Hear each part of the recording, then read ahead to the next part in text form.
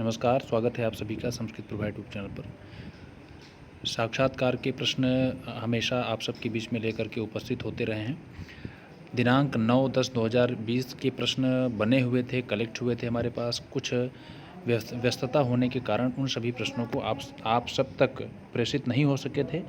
अभी हमको एक वीडियो बनाना पड़ा था और उसको मैंने हटाया। इसलिए हटाया क्योंकि उसमें तारीख 10 लिख दिया गया था, तो उसके लिए माफ़ी चाहूँगा। और सबको मैं उन सभी प्रतियोगी शिक्षक शिक्षिकाओं को धन्यवाद देता हूँ और उनके प्रति आभार व्यक्त करता हूँ जिन्होंने साक्षात्कार को नहीं दिया है। और आगे जो भी साक्षात्कार की डेट हैं, जो भी प्रतियोगी शिक्षक छोड़ रहे हैं, और उनसे भी उम्मीद करूंगा कि वे सभी इस वीडियो के कमेंट बॉक्स में अपना नाम, रोल नंबर, किस तारीख में है साक्षात्कार, कितने अंक हैं और छोड़ रहे हैं, इस विषय में आप अगर लिख करके देते हैं तो आपको चैनल के माध्यम से दिखाया भी जाएगा और आपके इस महान कार्य से और भी लोग प्रेरित हो रहे हैं और प्रेरित होंगे।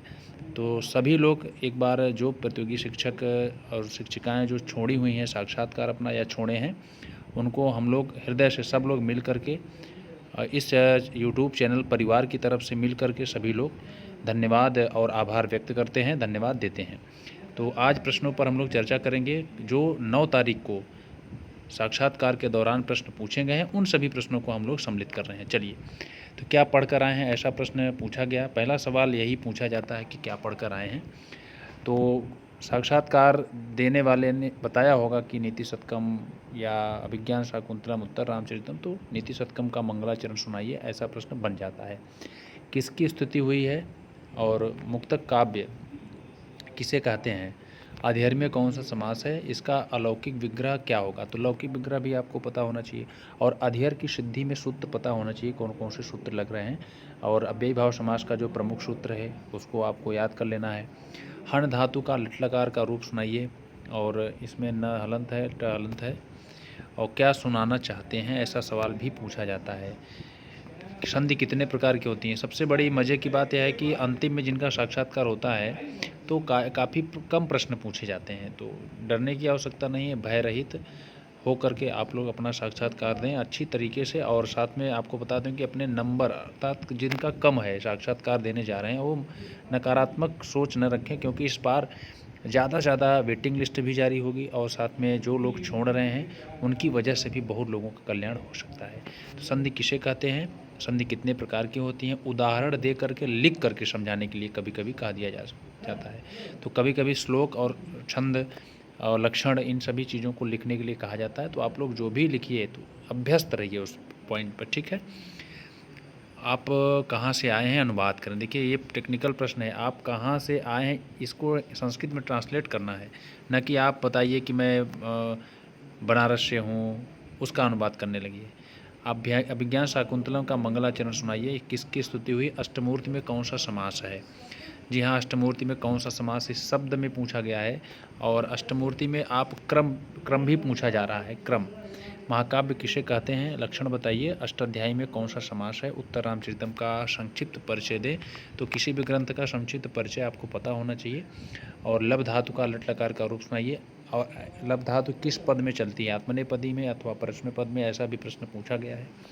धातु कितने प्रकार की होती हैं, अर्थात धातुएं कितनी प्रकार की होती हैं, गण कितने होते हैं, इस बारे में भी आपको पता होना चाहिए।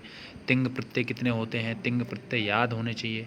कौन सा लकार किस अर्थों में होता है, ऐसा भी सवाल पूछा जा चुका है और पूछा जा सकता है। आत्मनेय पद और परस्मय पद में अंतर क्या है, कारक किसे कहते हैं, कोई उदाहरण लिख कर समझाइए। देखिए, ऐसा सवाल पूछा जा रहा है, ठीक है। और किरातार्जुनीयम में द्रौपदी का उद्बोधन किस श्लोक से प्रारंभ होता है। आपको किरातार्जुनीयम के कुछ महत्वपूर्ण श्लोक जरूर याद होने चाहिए। छंद और उसमें किसकी उक्ति है, किसने कहा है, ऐसा प्रश्न पूछा गया है। इसका अर्थ समझाएं, इसमें छंद कौन सा है। पाषाण त्रय किसे कहा जाता है, शोधन में कौन सा समास है। वृक्ष का पत्ता गिरता है, अनुवाद करें। देखिए, ये टेक्निकल प्रश्न है मित्रों, आप सबको बता दूं, ये टेक्निकल प्रश्न इसलिए है क्योंकि आप जल्दबाजी में इसका ट्रांसलेट कर देंगे, जो वृक्ष से पत्ता गिरता है, ऐसा। इसलिए आपको ध्यानपूर्वक प्रश्नों को सुनना है, फिर जवाब देना है। गीता में कितने अध्याय हैं? अब आप कहेंगे कि गीता का प्रश्न क्यों पूछ लिया, हमारे पाठ्यक्रम में नहीं है। तो मित्रों, आप सबके पाठ्यक्रम में संस्कृत साहित्य का इतिहास है, इसलिए आपको कितने अध्याय हैं इतना तो पता होना चाहिए। रामायण में कितने अध्याय हैं, कितने कांड हैं, महाभारत में कितने अध्याय हैं। और रामायण में तो अध्याय में ऐसा सवाल पूछा जाएगा, महाभारत पर्वों में बटा है तो आप अध्याय बताने लगे, पर रामायण कांडों में बटा है। तो इन सभी टेक्निकल प्रश्नों को आप अच्छी तरीके से तैयार रखिएगा। जुगुप्सा विराम प्रमादार्था नाम उपसंख्यानम, वार्तिक की व्याख्या करें। इसको लिखने के लिए भी कहा जा सकता है। रूपक के कितने भेद होते हैं, नीति शतकम में कितनी पद्धति हैं। तो ऐसे प्रश्न प्रायः पूछे गए हैं और भी बहुत सारे प्रश्न पूछे जा सकते हैं कि नीति शतकम का कोई श्लोक सुनाइए, या कर्म पद्धति का, या भाग्य पद्धति का, या विद्युत पद्धति का, या मूर्ख पद्धति का, कोई भी श्लोक सुनाइए। ऐसा प्रश्न मंगलाचरण भी सुनाने के लिए कहा जा सकता है। तो शुक्नाशोपदेश किसकी रचना है? बाणभट्ट की कितनी रचनाएं हैं? देखिए, बाणभट्ट के बारे में तो आप जानते ही रहिए। शुक्नाशोपदेश में किसका वर्णन है, ऐसा भी प्रश्न पूछा गया। लक्ष्मी के गुण और अवगुण का वर्णन करिए। कादंबरी का मंगलाचरण सुनाइए, बहुत ही महत्वपूर्ण है, कादंबरी कथा है, ऐसा भी सवाल पूछा जा सकता है। कादंबरी का अर्थ क्या होता है, ऐसा भी सवाल पूछा जा चुका है। त्रयीमयाय में कौन सी विभक्ति है और किस सूत्र से है? मेघदूतम एक गीत काव्य है, क्यों? यक्ष का सामान्य परिचय दे। अवेक्षणी का भी पूछा जा सकता है। युष्मद और मेघदूतम का कोई अच्छा महत्वपूर्ण जो श्लोक है आप जरूर याद रखिएगा, मंगलाचरण याद रखिएगा। उसमें प्रकृत प्रत्यय जो भी शब्द आए हुए हैं उन महत्वपूर्ण शब्दों को अच्छी तरीके से तैयार रखिएगा। युष्मद शब्द, अस्मद शब्द और सर्व, तत् इत्यादि शब्दों को अच्छी तरीके से आप याद रखिए, जो सर्वनाम शब्द हैं। साथ ही साथ महत्वपूर्ण शब्द जो आपके पाठ्यक्रम में हैं उन सभी शब्दों को जरूर याद रखिए, सातों विभक्तियों में, तीनों वचनों में। काव्य किसे कहते हैं? और शिवराज विजयम की संक्षिप्त कथा सुनाइए। शिवाजी कहाँ के राजा थे? देखिए, सब कुछ आपके पाठ्यक्रम में जो सम्मिलित है, मुख्य रूप से आपको बता दूं, कोई श्लोक सुनाइए, इसका अर्थ बताइए, ये ग्रंथ का परिचय दीजिए, उत्तर रामचरितम का परिचय दीजिए, अभिज्ञान शाकुंतला का परिचय दीजिए, उसका भरत वाक्य सुनाइए, मंगलाचरण सुनाइए। मतलब कारक का कोई सूत्र आपसे पूछ लेंगे कि इसकी व्याख्या करिए। संधि का कोई महत्वपूर्ण सूत्र दे देंगे, कहेंगे इसकी व्याख्या करिए। उदाहरण पूछ लेंगे, समास कारक हो गया, समास से ऐसे उदाहरण दे देंगे, सूत्र पूछ लेंगे। तो कुल मिलाकर के शब्द रूप, धातु रूप, तंग कितने हैं, सुप कितने हैं, पद संज्ञा किसकी होती है, टी संज्ञा, घी संज्ञा और सवर्ण संज्ञा करने वाले सूत्र कौन है, इत संज्ञा करने वाले सूत्र कौन। मतलब ये सभी प्रश्न आपसे पूछे जा चुके हैं और पूछे जाएंगे। तो ये सार आप सबको बता दे रहे हैं। दिनांक 9/10/2020 का जो वीडियो था आप सबके बीच में प्रेषित नहीं कर पाए थे किसी कारणवश। तो आप सबको अगर यह वीडियो अच्छा लगा हो तो ज़रूर अपना लाइक रूपी बटन दबा करके स्नेह प्रकट करें, और साथ में अगर नए हों तो इस चैनल को सब्सक्राइब कर लेंगे, ताकि आप सबको महत्वपूर्ण जो खबरें हैं, ऑथेंटिक सूचनाएं और ज्ञान की सामग्री भी प्राप्त हो सके।